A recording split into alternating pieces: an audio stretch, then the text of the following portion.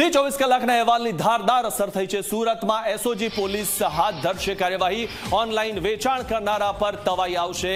વિવિધ ગોડાઉનમાં હાથ ધરાશે તપાસ। ત્યારે ગોગો વેચનારા સામે કડક કાર્યવાહી કરવામાં આવશે અને પોલીસ કડક કાર્યવાહી કરશે તો ઓનલાઈન મળતું જે આ ગોગો પેપર છે તે બંધ થઈ જશે। હમણાં જે રીતે આપણે એક સ્ટિંગમાં જોયું કે બ્લિંકિટ પરથી આરામથી આ પેપર મળી આવે છે ને માત્ર જે રીતે બ્લિંકિટમાંથી કોઈ પણ વસ્તુ 10 મિનિટમાં મળી જાય તે રીતે આ ગોગો પેપર પણ 10 મિનિટમાં તમારા સુધી પહોંચી જાય।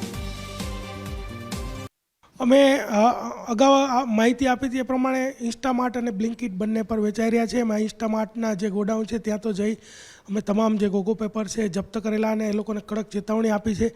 તદુપરાંત બ્લિંકિટમાં પણ અમે ઓનલાઈન મંગાવીને જોયેલું અને એ ખરેખર મળે છે। તો આજે અમે બ્લિંકિટના ત્યાં પણ જઈ અને દરોડો પાડવાના છીએ અને એ લોકોને પણ કડક ચેતવણી આપશું।